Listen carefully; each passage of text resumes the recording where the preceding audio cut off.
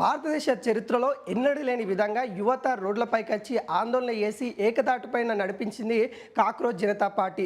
వాళ్ళు ఏదైతే లక్ష్యం పెట్టుకున్నారో ఆ లక్ష్యాన్ని కూడా వాళ్ళు సాధించుకోవడం జరిగింది. ప్రధానంగా నీట్ పేపర్ లీకేజ్ పైన ఆత్మహత్య చేసుకున్న విద్యార్థులకి భరోసా కలిగిస్తూ, అదేవిధంగా లీకేజ్ పేపర్లకి నైతిక బాధ్యత వహిస్తూ కేంద్ర మంత్రి ధర్మేంద్ర ప్రధాన్ రాజీనామా చేయాలి అంటూ ప్రధాన డిమాండ్లతోని రోడ్డెక్కడం జరిగింది. అదేవిధంగా ఆ రాజీనామాతో పాటు విద్యార్థులకు సంబంధించిన ఎవరైతే ఆత్మహత్య చేసుకున్నారో వాళ్ళ కుటుంబానికి కూడా భరోసా అందిస్తామని ఇటు ప్రభుత్వం చెప్పడం జరిగింది. వాటికి సంబంధించిన వాళ్ళు ఏవైతే హామీలు అడిగారో వాటిని కూడా నెరవేరుస్తామని చెప్పడం జరిగింది.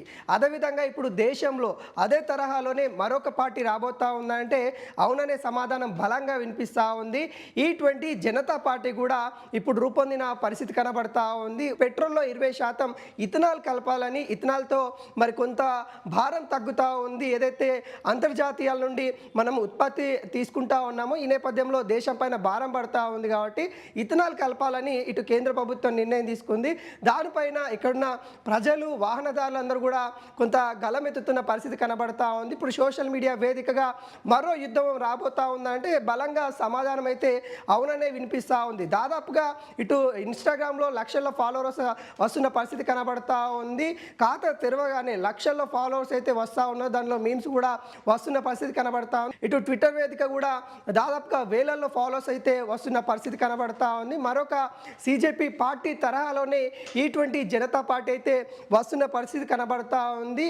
ఏదైతే వాహనదారులు మరి అవర్ ఫ్యూయల్ అవర్ రైట్స్ అనుకుంటా ముందుకొస్తున్న పరిస్థితి కనబడతా ఉంది. నాణ్యమైన మరి పెట్రోల్ని అందించాలి అన్నట్టుగా ఇటు పిలుపునైతే ఇస్తూ ఉన్నారు. ఈ నేపథ్యంలో మరి రోడ్ల రవాణా కేంద్ర మంత్రి అయిన నితిన్ గడ్కరీ రాజీనామా చేయాలి అన్నట్టుగా పిలుపునిస్తున్న పరిస్థితి కనబడతా ఉంది. మూమెంట్కి కూడా ఆగస్టు 4 పార్లమెంటు దగ్గర కూడా ఆందోళన చేయడానికి యుద్ధమకారులు అయితే మరి సిద్ధమవుతున్న పరిస్థితి కనబడతా ఉంది. ఇప్పటికే కేంద్ర ప్రభుత్వం దీనిపైన కూడా కొన్ని నిర్ణయాలు తీసుకోవడం అయితే జరిగింది. ఇప్పటికీ వాటికి సంబంధించిన అంశాలు ఏవైతే ఉంటాయో కేంద్ర ప్రభుత్వం కూడా కొంత కఠినమైన నిర్ణయాలు తీసుకుంటా ఉంది. ఎవరైతే సోషల్ మీడియా మాధ్యమాల ద్వారా ప్రచారం చేస్తూ ఉన్నారో వాళ్ళపైన కూడా కఠిన చర్యలు అయితే తీసుకోవడానికి సిద్ధమవుతున్న పరిస్థితి కనబడతా ఉంది. ఈ నేపథ్యంలో ఇవంతా ఒకవైపు అయితే ఏదైతే సిజెపి తరహాలోనే ఈ జనతా పార్టీ వచ్చింది, ఫాలోవర్స్ పెరుగుతూ ఉన్నారు. అందులో ఏదైతే ఇథనాల్ కలపద్దు అనుకుంటే వాళ్ళు ఫైట్ చేస్తూ ఉన్న పరిస్థితి కనబడతా ఉంది. ఇదంతా ఒకవైపు అయితే నితిన్ గడ్కరీ ఇటు ముంబై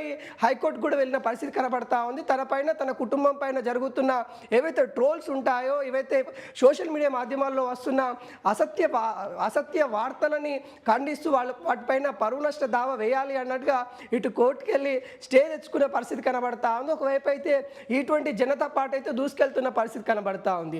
ఈ నేపథ్యంలో మళ్ళీ దేశవ్యాప్తంగా చర్చ అయితే మొదలైనట్టుగా తెలుస్తూ ఉంది. ముఖ్యంగా ధర్మేంద్ర ప్రధాన్ రాజీనామా తర్వాత కొంత శాంతియుతంగా భారతదేశం ఉంది. ఇప్పుడు యువత కూడా ఎవరు కూడా ఆందోళన చేయట్లేదు, యువత కూడా శాంతి ఇచ్చిరని అనుకునే సమయంలో మళ్ళీ ఈ జనతా పార్టీ రావడం, మళ్ళీ ఫాలోవర్స్ పెరగడం, అదేవిధంగా గతంలో సిజెపి పార్టీ ఏ విధంగా అయితే పుంజుకుందో అదేవిధంగా ఈ జనతా పార్టీ కూడా పుంజుకుంటున్న పరిస్థితి కనపడతా ఉంది. మరో తరహా యుద్ధం రాబోతా ఉందంటే అవుననే బలమైన సమాధానం అయితే వినిపిస్తూ ఉంది. అయితే ఇదంతా ఒకవైపు అయితే మరొక సోషల్ మీడియా విద్యార్థులకు సంబంధించి ముఖ్యంగా రిజర్వేషన్ సంబంధించి కూడా మరొక యుద్ధం కూడా రాబోతున్న పరిస్థితి కనబడతా ఉంది. రిజర్వేషన్ హటావో ఆందోళన అని కూడా మరొక యుద్ధం అయితే ప్రారంభమైనట్టుగా చెప్పుకోవచ్చు. రిజర్వేషన్ వల్ల ఎవరైతే విద్యార్థులు ఆత్మహత్య చేసుకుంటా ఉన్నారో, రిజర్వేషన్ వల్ల వాళ్ళకి ఏదైతే ఉద్యోగాలు రాక ఇబ్బంది పడుతూ ఉన్నారో వాళ్ళందరూ కూడా ఏకమవుతున్న పరిస్థితి కనబడతా ఉంది. రిజర్వేషన్లు కూడా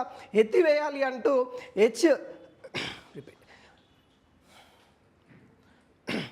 రిజర్వేషన్లు ఎత్తివేయాలి అంటూ మరి ఆర్హెచ్ఏ ఆ పార్టీతోనైతే ముందుకొస్తూ ఉంది. ఆర్ అంటే రిజర్వేషన్, హెచ్ అంటే హటావో, ఏ అంటే ఆందోళన్.